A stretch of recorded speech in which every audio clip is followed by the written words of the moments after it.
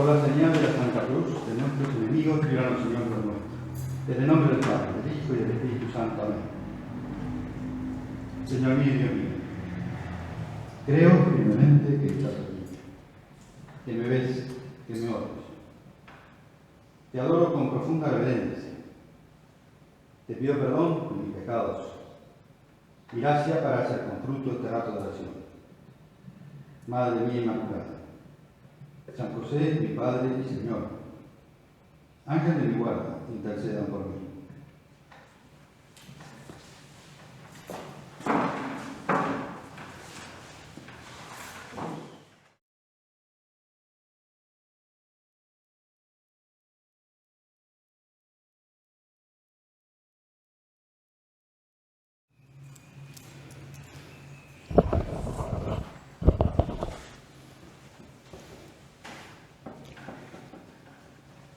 Al comenzar el mes de octubre, el día 2, recordábamos un nuevo aniversario de la fundación del Opus Dei.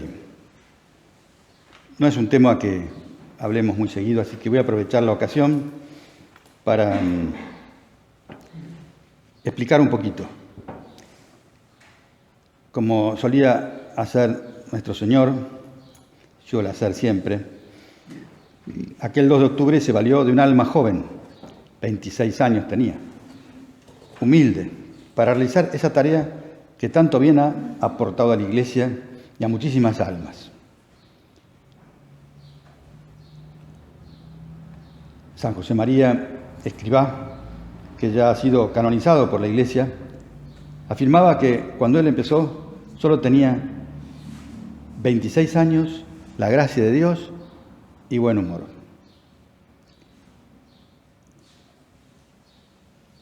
Nosotros podemos añadir que también tenía muchos deseos de hacer lo que Dios le pidiera. Y esto lo fue descubriendo, barruntando, decía él, poco a poco, con la certeza de que amando y haciendo la voluntad de Dios, a medida que él se fuera dando cuenta, que se le fuera mostrando, prestaría un gran servicio a la Iglesia y a las almas. Con el paso de los años, él mismo se asombraba de los frutos que Dios le había ido concediendo. Y nosotros no paramos de dar gracias a Dios porque, gracias a su fidelidad, la semilla del Opus Dei se ha ido extendiendo por el mundo y nos ha alcanzado también aquí, a nosotros. Él definía esta obra como una gran catequesis, un lugar de formación y asistencia espiritual para todo aquel que lo quisiera recibir. Un camino dentro de la Iglesia, por el cual muchas almas podrían alcanzar la santidad, llegando al cielo. Siempre entendió que no era un camino para especialistas o gente privilegiada, sino para el común de los normales. San José María desde los comienzos enseñó que buscar la santidad, eso que en el Evangelio Jesús llama la perfección, como la de Dios Padre, no significaba hacer tareas llamativas o especiales.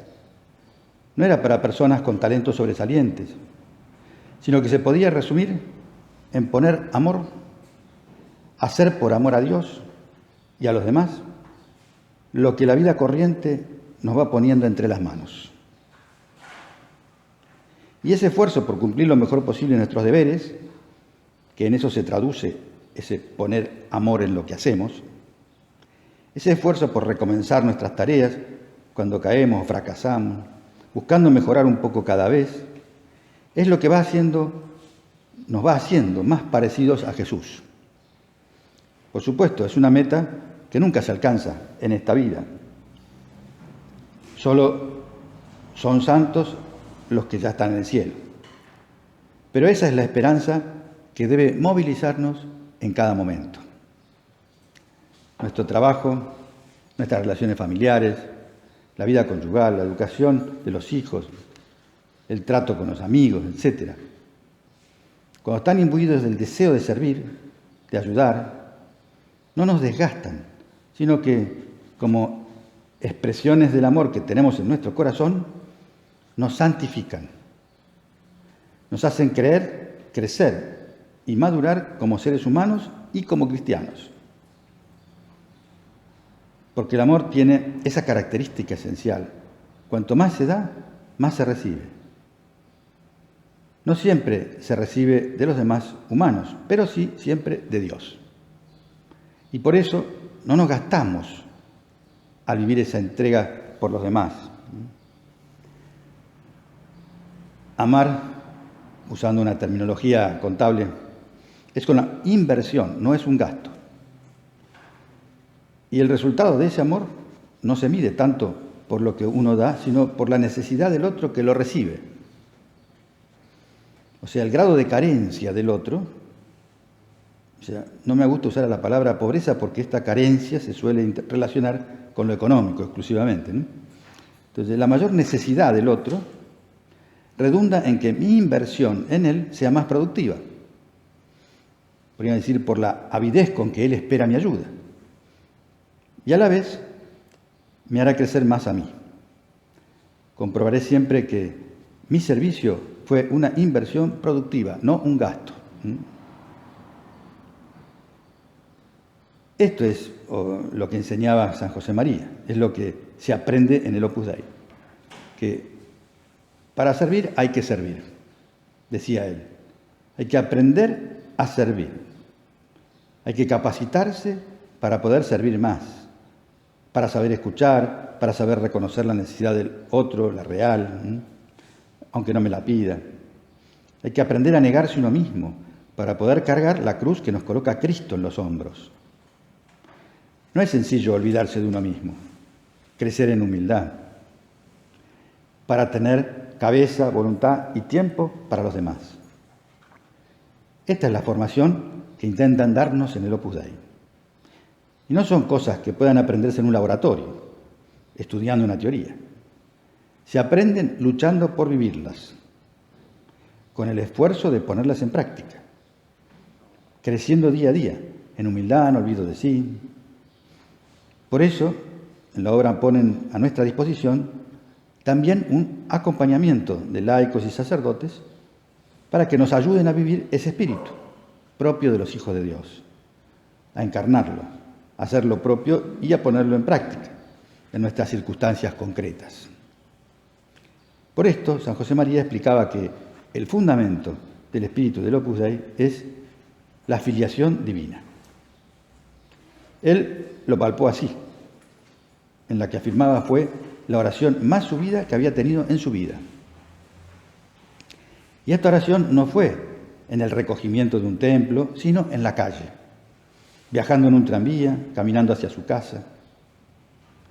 Posteriormente volvió a recordar muchas veces ese suceso y al volver a meditarlo fue sacando consecuencias.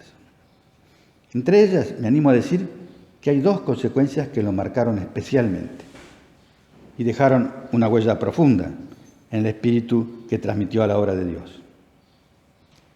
Una fue la naturalidad, la confianza en el trato con Dios, Padre, Hijo y Espíritu Santo, a causa de ese fuerte vínculo filial con la Trinidad Santísima. Y la otra consecuencia fue el modo como se relacionó con todas las personas que se le acercaron, porque sentía a todos como hermanos en Cristo, constituyendo una familia sobrenatural de lazos más fuertes que los de la sangre.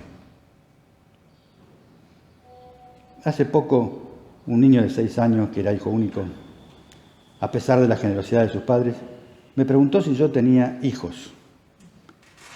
Le dije que no. Y como me pareció difícil explicarle que tenía muchos hijos del Espíritu, le dije que sí tenía muchos hermanos. Entonces él, con gran firmeza, me respondió: yo, en cambio, no tengo hermanos, soy hijo único. Soy como Jesús. Con esa sencillez de niño, me ayudó a valorar la importancia de nuestros vínculos sobrenaturales, ya que a partir de nuestra semejanza con Jesús, hombre, es más directo vivir nuestra relación con Jesús, Hijo de Dios, o sea, con Jesucristo y con la Trinidad. Los vínculos espirituales son más importantes que los de la sangre, sin menospreciar a estos. Nuestra relación filial, adoptiva con Dios, participación de la filiación natural de Jesús, genera un vínculo fraterno con los demás hombres, con los seres humanos, que nos hermana con la humanidad. Pero a la vez esa relación nos lleva a una connaturalidad en el trato con Dios, que se hace llano, confiado, sin formalismos, como son las conversaciones entre los miembros de una familia. Estas serían las dos consecuencias principales que lleva consigo la filiación divina. Y de mucha importancia para todo creyente que se toma en serio esa relación filial con Dios. Por eso, no se trata solo de saber que somos hijos de Dios, sino de sentirlo y vivirlo. También los judíos en el Antiguo Testamento queda claro que se sabían hijos de Dios, pero no se notaba en su relación habitual con Dios. Se podrían asimilar al hijo mayor de la parábola del Padre misericordioso o del hijo pródigo. El hijo mayor se sabía hijo, pero claramente no se sentía así. Tantos años sirviéndote y nunca me diste un cabrito para comer con mis amigos. Así se le queja a su padre. Y esa reacción demuestra a las claras que se sentía un muy buen servidor, pero no un hijo, aunque sabía que lo era.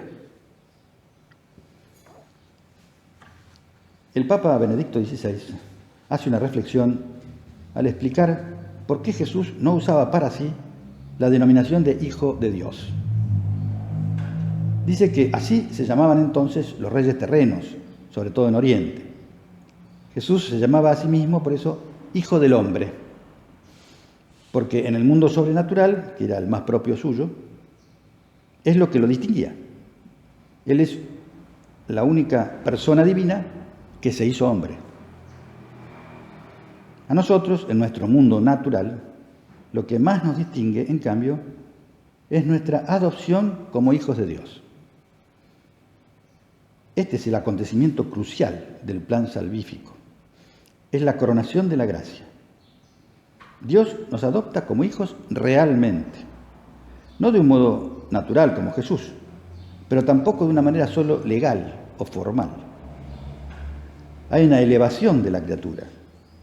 Nos da una nueva dignidad por ser sus hijos. Es una regeneración que establece una nueva relación con Dios. Por la filiación participamos de la vida intratrinitaria sin cambiar nada a Dios. Y así la vida íntima de Dios se nos hace algo connatural. Es un fruto de la misión del Espíritu Santo en cada alma. La gracia de filiación que nos hace miembros de la familia de Dios hasta el punto de ser coherederos con Cristo. Con palabras muy gráficas lo enseñaba San Pedro Crisólogo en un sermón desde el púlpito. Decía: lo que hoy están a punto de escuchar causa estupor entre los ángeles y admiración en el cielo. Supera de tal forma las fuerzas humanas que casi no me arriesgo a hablar de esto. Porque, ¿qué es más sorprendente? ¿Que Dios se dé a la tierra o que nos dé a nosotros el cielo? ¿Que se una a nuestra carne o que nos introduzca en la comunión de su divinidad?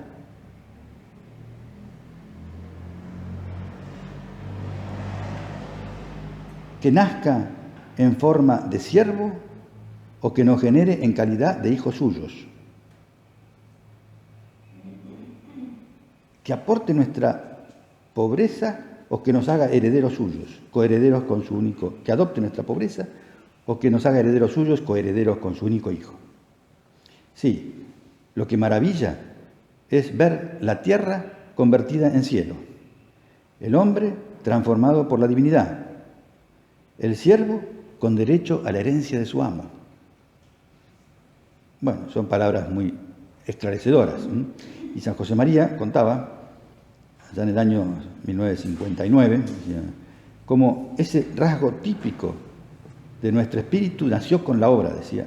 En 1931, un 16 de octubre, tomó forma en momentos humanamente difíciles, en los que tenía yo, sin embargo, la seguridad de lo imposible, de lo que hoy contemplan hechos realidad.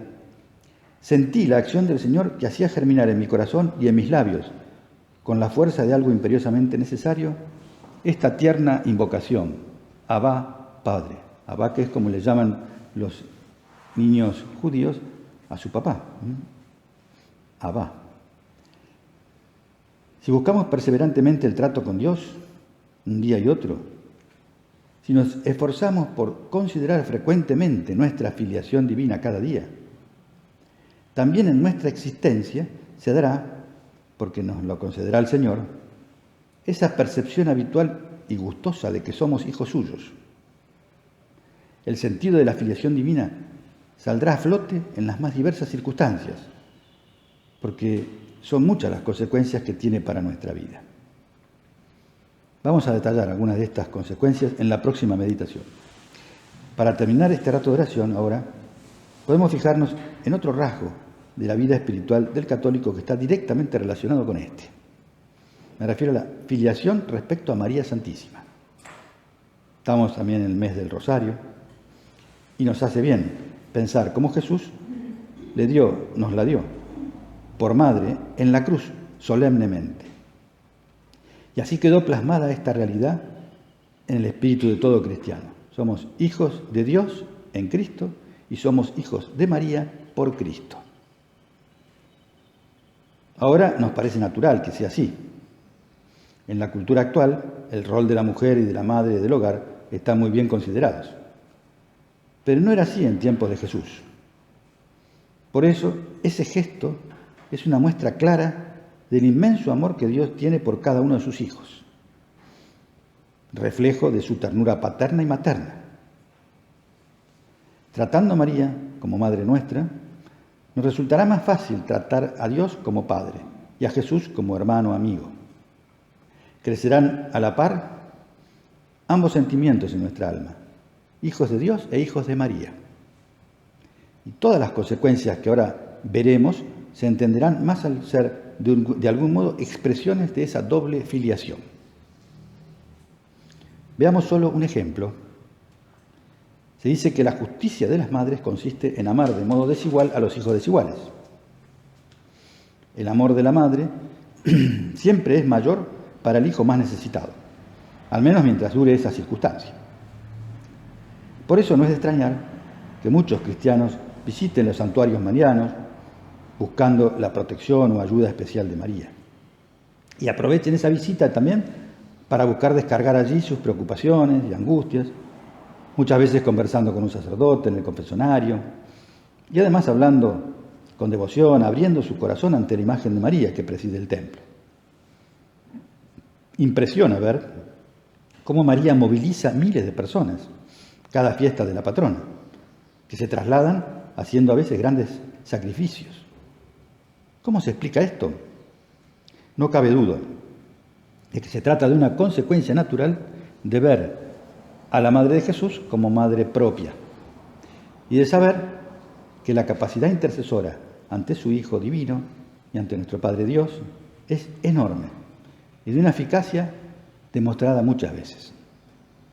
Por eso vamos a acabar pidiéndole a María que en este mes no solo atienda nuestras súplicas, sino que nos demuestre que es madre. Móstrate ese matrem, dice una oración litúrgica. Muestra que eres madre. Ella, como madre, sabe mejor que nosotros mismos lo que más nos conviene. Por eso le pedimos simplemente, Señora, que nos acompañes en nuestras luchas, que nos lleves de la mano. Míranos con compasión, nunca nos dejes.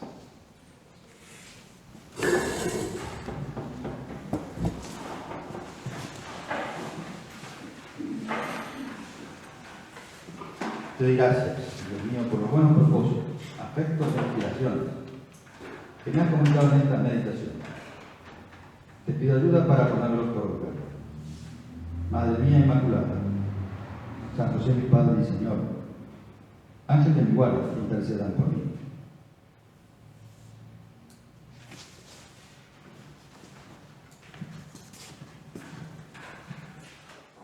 Examen. Acto de presencia de Dios. Gratias tibi, Deus, gratias tibi. Un cántico de acción de gracias tiene que ser la vida de cada uno, porque ¿cómo se ha hecho el Opus Dei? Lo has hecho tú, Señor. Así reflexionaba San José María. Doy gracias a Dios por la obra y por las iniciativas que promueven las personas del Opus Dei con sus amigos y conocidos.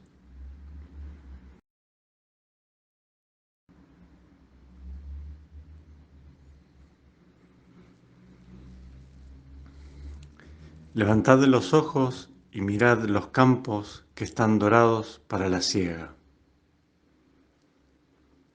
Percibo que quizá Dios cuenta conmigo para sacar adelante esta parte de la iglesia. ¿Cómo me dejo ilusionar por estos horizontes?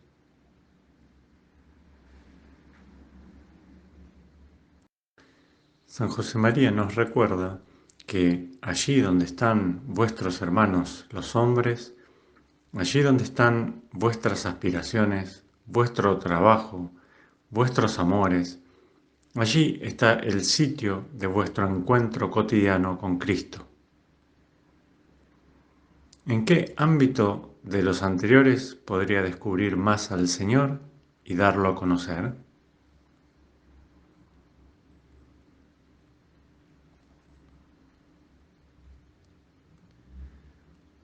El Señor nos ha elegido antes de la constitución del mundo para ser santos. Nos recuerda San Pablo. Saberme elegido por Dios con amor de predilección. ¿Qué horizontes grandes me lleva a plantearme? ¿De qué manera podría compartirlos también con mi cónyuge y mis hijos?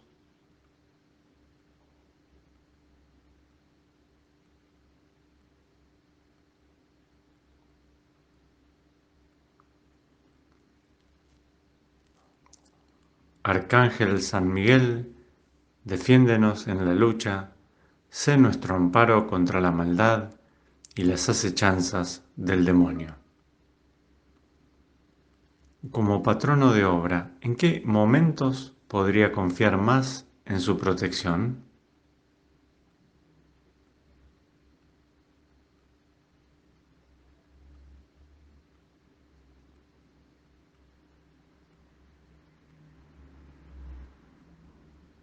Rezad mucho por el Papa, queredlo mucho. Nos recordaba insistentemente San José María. Pido por la Iglesia entera, de modo especial por el Papa y los obispos, confiando en que mi oración puede ser una ayuda real y eficaz.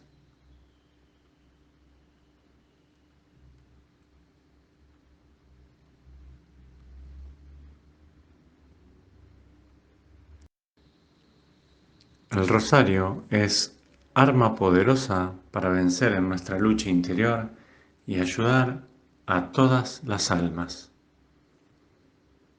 ¿Qué necesidades podría confiar a la Virgen a través del rosario? Procuro rezar el Santo Rosario, si puedo, en familia.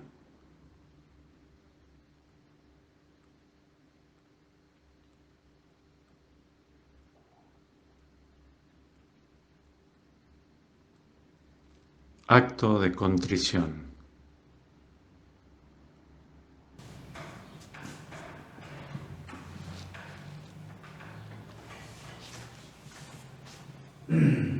Por la señal de la Santa Cruz de nuestros enemigos, y el Señor Dios nuestro. En el nombre del Padre, del Hijo y del Espíritu Santo. Señor mío y Dios mío, creo firmemente que estás aquí, que me ves, que me oyes. Te adoro con profunda reverencia. Te pido perdón de mis pecados y gracia para hacer con fruto este rato de oración. Madre mía Inmaculada, San José, mi Padre y Señor, ángel de mi guarda, intercedan por mí.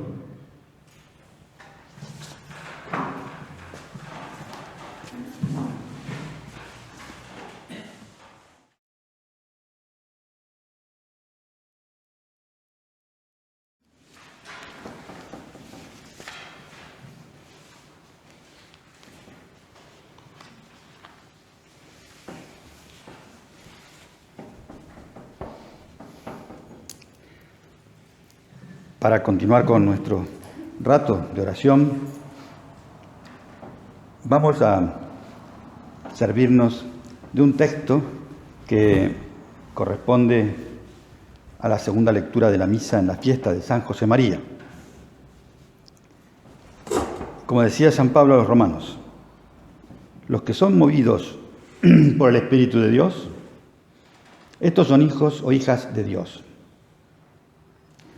No recibieron el espíritu de siervos para recaer en el temor, sino que han recibido el espíritu de adopción de hijos,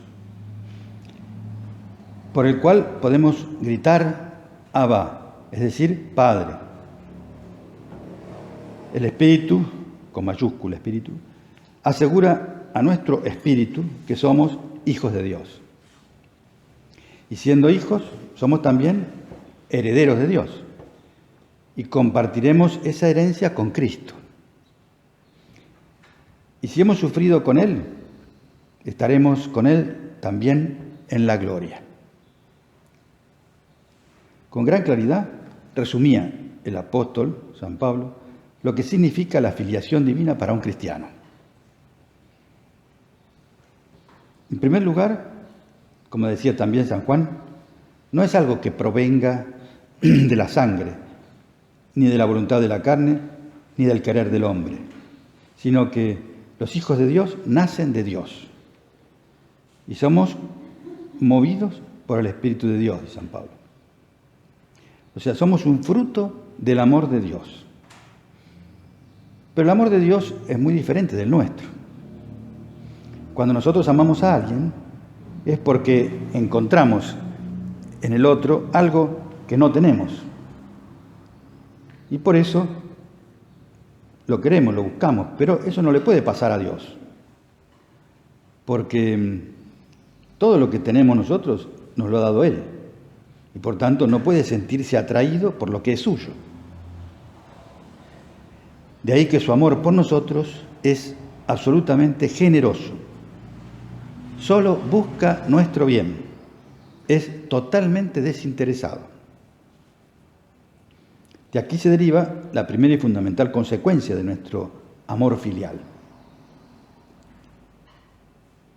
que es la confianza, hasta el abandono en sus manos. Si Él no necesita nada. Un hijo de Dios tiene muy claro que todas las cosas que le suceden, por eso, son para su bien, porque sabe que siempre está en las manos paternales de Dios, mientras no lo rechace, ¿no? Y sabe también que siempre que se ha alejado por un pecado o por olvido, ha sido recibido con un abrazo lleno de ternura y misericordia, como el que se describe en la parábola del hijo pródigo cuando éste regresa a su hogar. Por otro lado, la generación humana conduce a una vida independiente, a partir del momento en que se corta el cordón umbilical. En cambio, la vida divina es algo ininterrumpido.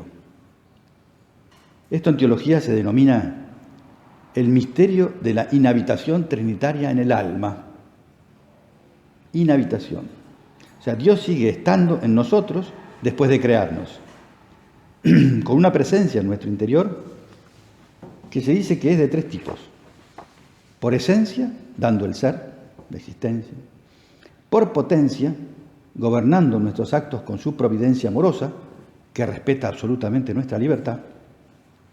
Y por presencia, acompañándonos y cuidándonos con su amor misericordioso. Por esencia, por potencia y por presencia. Y esta inhabitación nos convierte entonces en templos del Espíritu del Dios vivo, templos del Dios vivo, como dice San Pablo a los Corintios. Mientras no le arrojemos por el pecado, estando Él, el alma se nutre de esa vida trinitaria. Y esta presencia, cabe señalarlo, es diferente al hecho de estar en gracia. Me explico. La gracia es un don de Dios, un don creado, como un añadido accidental a nuestra alma,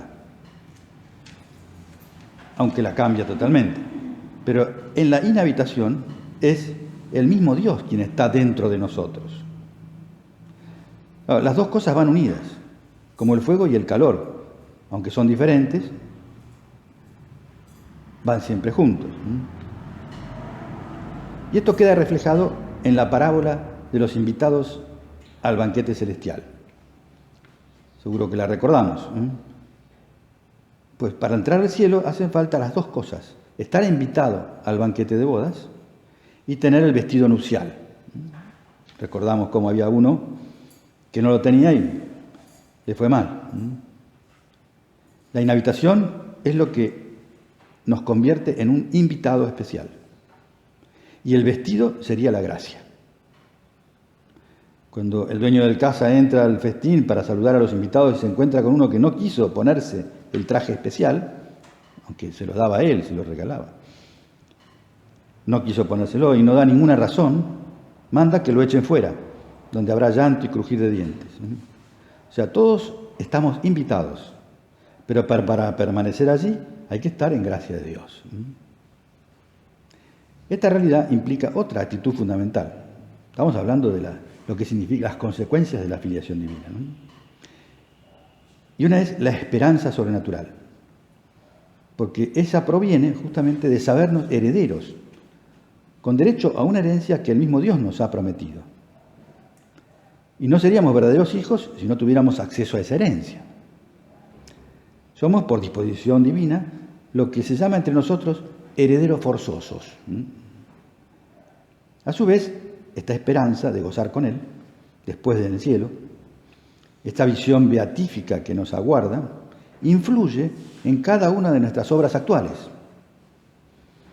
Podemos afirmar que esa es la raíz de la alegría, de la paz, de la seguridad que tiene todo cristiano. Solamente los que ya están en el cielo son santos, pero todos estamos llamados a serlo. Era una verdad en la que insistía mucho San José María. Y es en esta vida donde se construye el edificio de nuestra santidad.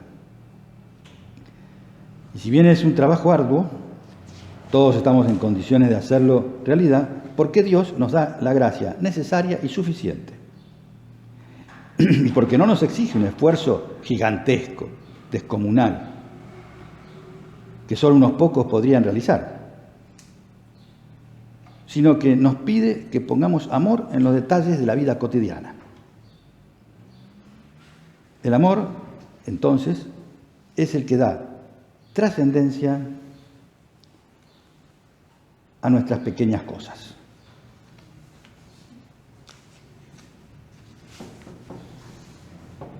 Les da valor de eternidad, porque el valor terreno, o sea, el que las cosas tienen por sí, que las llamamos, que nos salió bien o mal, los resultados materiales humanos están subordinados al criterio de Dios. Y de hecho, ¿cuántas veces nos pasa que algo que considerábamos malo, después vimos que nos venía muy bien? Cosas así. Pero en cambio, lo que Él valora es nuestro esfuerzo. O sea, el amor que ponemos en cada cosa que hacemos. Porque eso sí depende de nosotros. No tanto los resultados. Por otro lado, también dice claramente San Pablo, hay que haber sufrido con Jesús para luego ser glorificados con Él. Así termina esa frase que leímos al comienzo. Ser hijos del dueño no nos habilita para estar en la casa paterna sin colaborar, sin hacer nada. Aunque nos sintamos como el que recibió un solo talento para hacerlo producir, o como el que fue llamado a trabajar en la última hora, si con ese poquito que recibimos no nos plegamos al trabajo de todos, si no aportamos ese mínimo, que siempre supondrá esfuerzo, sacrificio, no podremos recibir esa glorificación de la que habla San Pablo, o sea, el premio de la vida eterna. La retribución siempre supera nuestro merecimiento. O sea, nuestra inversión produce un rendimiento del 100 por 1 aquí en la tierra, decía Jesús. Pero requiere de ese 1 nuestro, que lo aportemos. Resumo entonces las consecuencias que hemos visto hasta ahora de nuestra condición de hijos de Dios, las que llevamos señalado. Primero, somos fruto del amor de Dios. Él nos da la vida y nos ama como somos, y como si no hubiera otros hijos. Somos irrepetibles. Todos hacemos falta, aunque nadie es imprescindible. Solo cabe en nosotros, entonces, una actitud de confianza y abandono en sus manos, porque su amor es incondicional. A la vez somos templo de la Santísima Trinidad. El Espíritu Santo inhabita en nosotros y no solo nos da el empuje inicial, sino que nos acompaña siempre. Produce lo que se puede llamar un endiosamiento bueno, que nos hace miembros de esa familia de Dios. La gracia de Dios nos permite hacer siempre lo que el mismo Dios espera de nosotros, para que seamos felices ya aquí, en la tierra, y gocemos de Él en la eternidad. Con la gracia podemos hacer siempre lo que Él espera de nosotros. Aspiramos a la santidad incluso porque Dios ha puesto ese deseo en nuestro corazón. Y cuando ponemos amor en lo que hacemos, que son habitualmente cosas muy pequeñas, estamos avanzando hacia esa meta, la santidad. Para sentir que somos hijos de Dios, como ya dijimos en la primera meditación, se requiere que lo tratemos, que busquemos intimar con Él con naturalidad. Y de un modo de conseguir esa relación natural con sencillez es sintiéndonos hijos, pero hijos pequeños de Dios. Así lo recomiendan muchos santos, así lo vivía San José María también, quien enseña a vivir inspirado en las autobiografías de Santa Teresa, esa Santa Teresita, llamada Historia de un alma, un librito muy lindo, y en varios puntos de camino queda reflejada esa vida de infancia espiritual que él luchaba por vivir. Te voy a leer algunos, para que los meditemos juntos. Delante de Dios, que es eterno, tú eres un niño más chico que delante de ti un pequeño de 2 años. Siendo niños, entonces, hijos de Dios, no tendremos penas. Los niños olvidan enseguida los disgustos para volver a sus juegos ordinarios. Por eso, con el abandono, no tendremos que preocuparnos, ya que descansaremos en el Padre. Por eso, no quieras ser mayor. Niño siempre, aunque te mueras de viejo. Cuando un niño tropieza y cae, a nadie choca, y su padre se apresura a levantarlo. Cuando el que tropieza y cae es mayor, el primer movimiento es de risa. A veces, pasado ese primer ímpetu, lo ridículo da lugar a la piedad. Pero los mayores se han de levantar solos. Tu triste experiencia cotidiana está llena de tropiezos y caídas. ¿Qué sería de ti si no fueras cada vez más niño? Porque los niños son como de goma, en el sentido se dice, ¿no?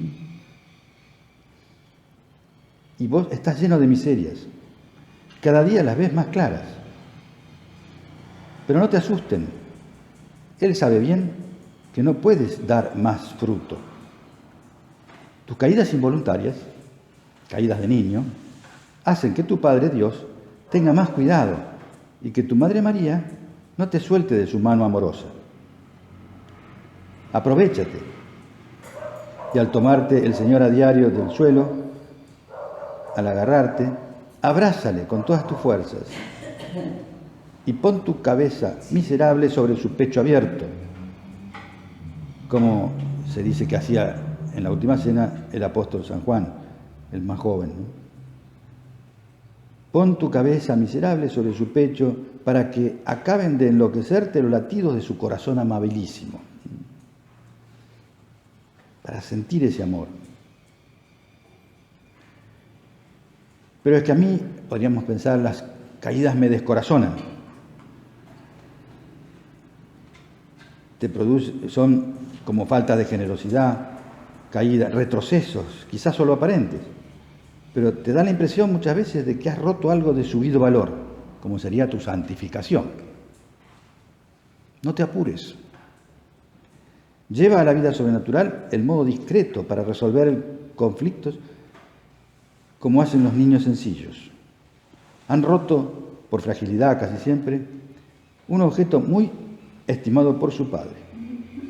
Lo sienten, quizás lloran, pero van a consolar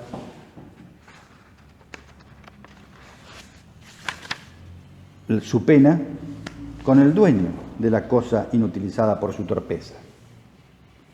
Y el padre olvida el valor, aunque sea grande, del objeto destruido, y llenos de ternura, no solo perdona, sino que consuela y anima al chiquitín. Aprende. Por eso, qué buena cosa es ser niño.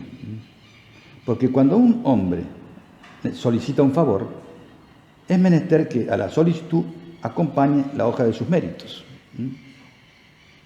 Cuando el que pide es un chiquitín, como los niños no tienen méritos, basta con que diga, soy hijo de fulano.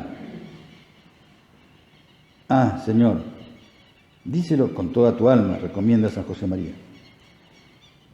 Yo soy hijo de Dios. Que tus faltas entonces, tus imperfecciones y aún tus caídas graves no te aparten de Dios. El niño débil, si es discreto, procura estar cerca de su padre. Y cuando te sientas cansado, el trabajo rinde tu cuerpo y no puedes hacer oración, piensa, estás siempre en la presencia de tu padre. Si no le hablas, mírale de cuando en cuando, como un niño chiquitín, y él te sonreirá. Y esa es una de las ventajas de poder hacer alguna vez la oración frente al sagrario, donde está Jesús realmente, como aquí, ¿no? Para mirarlo. Bueno, hay dos cosas que se oponen radicalmente a la infancia espiritual, que son propios de los viejos o de las viejas. Dicho humanamente, la artritis o artrosis y la esclerosis. Me explico. La artritis hace que chirríen los huesos cuando uno se mueve. Entonces uno se queja, se resiste, porque le duelen las articulaciones, entonces no quiere mover. O también que no quiera cambiar ni mudarse, ni mudanza, no quiera cambios. Se va secando y cuando Dios le pide una cosa diferente, no se acomoda dócilmente, porque no se dobla, se quiebra, propio del viejo. Y la otra es la esclerosis, es decir, se olvida de amar, se olvida de todo, hasta de los nombres, de los lugares, de lo que pasó, pero en el fondo eso no es el problema. El problema es cuando se olvida de amar. Y entonces repite las cosas rutinariamente, las oraciones, las cosas, o sea, porque no pone amor. Y claro, se ve cada vez más limitado, persona grande, porque solo piensa en sí misma y dice, si no me ocupo yo, ¿quién se acordará de hacerlo? Ya no piensa que todo lo puede, ya no puede, pero cree que todo lo sabe. En cambio, son propias del niño la perfecta combinación entre humildad y audacia, osadía. Sé pequeño, te leo un punto más de camino. Las grandes audacias son siempre de los niños. ¿Quién pide la luna? ¿Quién no repara en peligros para conseguir su deseo? Y se sube a la cama, al árbol, no sé qué, no le importa, no piensa que se puede caer y romper la cabeza. Pongan en un niño así mucha gracia de Dios, el deseo de hacer su voluntad, la de Dios, mucho amor a Jesús, toda la ciencia humana que su capacidad le permita adquirir y tendrán retratado el carácter de los apóstoles de hoy, tal como indudablemente Dios los quiere. Vamos a terminar acudiendo a la Virgen, nuestra Madre del Cielo, para que nos ayude a no olvidar esas cosas fundamentales en nuestra vida de hijos de Dios. Que para el apostolado, para ir contracorriente, defendiendo siempre la verdad, sin cansarnos, sin peligro de contaminarnos, porque estamos en un mundo lleno de mentiras. Bueno, para eso, para poder ser capaces de ser apóstoles en estas circunstancias concretas, no hay ninguna roca más segura que la filiación divina. ¿Te acordás cuando el Señor ponía el ejemplo del que edifica una casa? O sobre arena o sobre roca. La arena no resiste las tempestades, en cambio la que está construida sobre roca, y así tiene que ser nuestro apostolado. La filiación divina es la mejor roca. Recordemos que para que el trabajo no nos agobie, la fuente de mayor serenidad es la filiación divina. Basta pensar un momento, Señor, ¿qué querés para esta hija tuya, para este hijo tuyo? ¿Qué esperás de mí en estas circunstancias? Y veremos cómo, en la medida que se lo pedimos al Señor, a la Virgen, con mentalidad de hijos pequeños, necesitados, Él se deja abordar, como el papá cuando llega a su casa y los hijos van directo al bolsillo a ver qué nos trae. Y el papá, que ya sabe, metió antes un caramelo para que el chico encuentre algo. Y bueno, así vamos nosotros, cansados, a saludar a nuestro Padre Dios y a meterle la mano en el bolsillo para sacarle algo, ¿no? Y nos recibe con gran alegría. Para la vida de familia, no hay ninguna receta mejor, y así se hace la vida agradable a los demás, que considerar frecuentemente nuestra filiación divina. A veces las madres están muy pendientes de buscar cosas nuevas para dar a los hijos, al marido, y están estudiando nuevas recetas, y hacen muy bien, porque saben que de esa manera consiguen mucho de todos, y es un servicio eficacísimo. Pero para que no pierdan la alegría, para que lo hagan siempre con esa sonrisa y con esa capacidad de servir que les caracteriza, considerar que son hijas de Dios, que están haciendo algo que después tiene un merecimiento, un premio en el cielo, 100 por 1 acá y en el cielo para siempre, ¿no? Que no olvidemos que para que nuestros errores, aunque estemos palpando diariamente nuestras miserias, para que no nos asusten, para que busquemos consuelo y facilidad para combatir nuestros errores, no hay nada mejor, si se quiere de verdad ir a buscar el perdón y la rectificación, que la seguridad que da la filiación divina. Volver como el hijo pródigo, ya sabemos cómo nos va a recibir nuestro Padre Dios. Aquel de la parábola no sabía y se sorprendió ante esa misericordia de su Padre. El otro hijo no la entendió, le pareció exagerado el gesto de amor de su Padre, ¿no? Y nosotros que ya sabemos todo esto, qué lógico es que no dudemos en acercarnos a Dios como hijos, sin temores, a buscar consuelo. Y bueno, aunque la filiación divina es un patrimonio común de todos los cristianos, el Señor ha querido que nos estemos formando al calor de esta familia sobrenatural que es el Opus Dei. Vamos a pedirle a María que nos ayude a cultivar de modo especial esa condición nuestra de hijos de Dios, para que sea, así como es el fundamento del Espíritu del Opus Dei, que también sea realmente el fundamento de nuestra vida espiritual.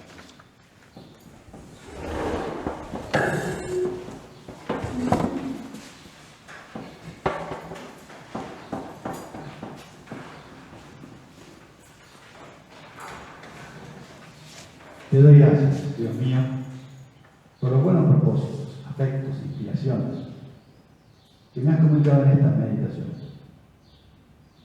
Te pido ayuda para ponerlos por obra.